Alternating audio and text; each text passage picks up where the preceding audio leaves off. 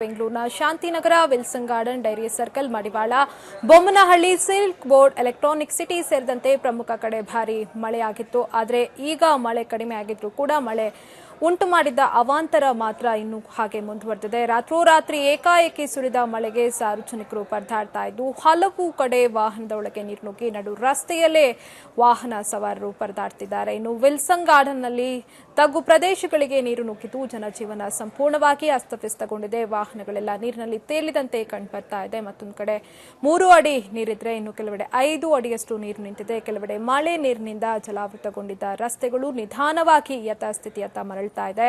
ರಸ್ತೆ ಸಂಚಾರ ದಟ್ಟಣೆ ಕೂಡ ನಿಧಾನವಾಗಿ ತಹಬದಿಗೆ ಬರ್ತಾ ಇದೆ.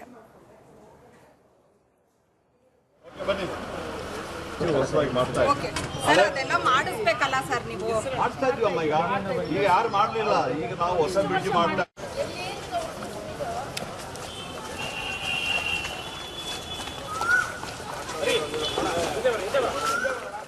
ಕಳೆದ ತಡರಾತ್ರಿಯಿಂದ ಸುರಿತಾ ಇರುವಂತಹ ಧಾರಾಕಾರ ಮಳೆಗೆ ಬೆಂಗಳೂರಿನ ಜನಜೀವನ ಸಂಪೂರ್ಣವಾಗಿ ಅಸ್ತವ್ಯಸ್ತಗೊಂಡಿದೆ. ಬೆಂಗಳೂರಿನ ಪ್ರಮುಖ ಪ್ರದೇಶಗಳಾದ ವಿಲ್ಸನ್ ಗಾರ್ಡನ್, ಶಾಂತಿನಗರ, ಹಾಗೆ silk board, electronic city, Bommanahalli ಸೇರಿದಂತೆ ಸಾಕಷ್ಟು ಕಡೆಗಳಲ್ಲಿ ಭಾರೀ ಪ್ರಮಾಣದಲ್ಲಿ ತಡರಾತ್ರಿ ಮಳೆ ಸುರಿದಿತ್ತು. ಹಾಗಾಗಿ ಅಲ್ಲಿ ಸಾಕಷ್ಟು ತೊಂದರೆಯನ್ನು ಅನುಭವಿಸುತ್ತಿದ್ದಾರೆ ಜನ. ಕೆಲವು ಕಡೆ ಅಕ್ಷರಶಃ ದ್ವೀಪವಾಗಿ ಪರಿಣಮಿಸಿದೆ. ಮನೆಯಿಂದ ಹೊರಗೆ ಬರೋದಕ್ಕೆ ಸಾಧ್ಯವಾಗದೆ ಜನ ಮನೆಯೊಳಗೆ ದಿಗ್ಬಂಧನಕ್ಕೆ ಒಳಗಾಗುವಂತಹ ಪರಿಸ್ಥಿತಿ ನಿರ್ಮಾಣವಾಗಿದೆ.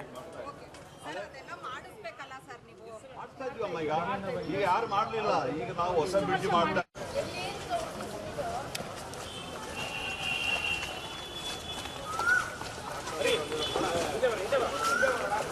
ಹರೀಶಣ್ಣ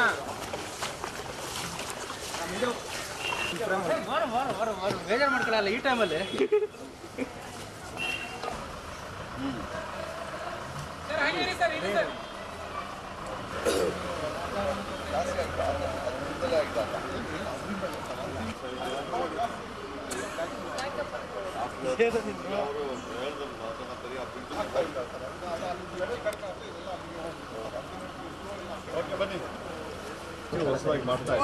ಅದೆಲ್ಲ ಮಾಡಿಸ್ಬೇಕಲ್ಲ ಸರ್, ನೀವು ಮಾಡ್ತಾ ಇದೀವಿ ಅಮ್ಮ.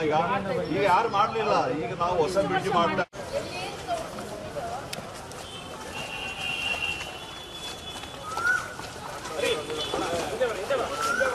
ಹರೀಶಣ್ಣ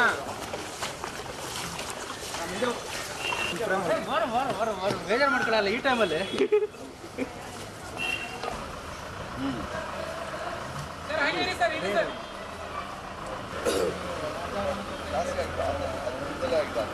ಇನ್ನು ಬೆಂಗಳೂರಿನಲ್ಲಿ ಹೀಗೆ ದಿಢೀರ್ ಮಳೆ ಸುರಿಯೋದಕ್ಕೆ ಕಾರಣ ಬಂಗಾಳ ಕೊಲ್ಲಿ ಮೇಲ್ಮೈ ಸುಳಿಗಾಳಿ ಕಾಣಿಸಿಕೊಂಡಿರುವಂಥದ್ದು. ಮುಂದಿನ 2 ದಿನಗಳ ಕಾಲ ಕೂಡ ಇದೇ ರೀತಿ ಮಳೆ ಬೀಳುವ ಸಾಧ್ಯತೆ ಇದೆ. ಹಾಗಾಗಿ ರಾಜಕಾಲುವೆ ಸುತ್ತಮುತ್ತ ಮಕ್ಕಳನ್ನ ಬಿಡಬೇಡಿ. ಜೊತೆಗೆ ಮೋರಿ ಸುತ್ತಮುತ್ತ ನಡೆಯುವಾಗ ಎಚ್ಚರವನ್ನು ವಹಿಸಬೇಕು.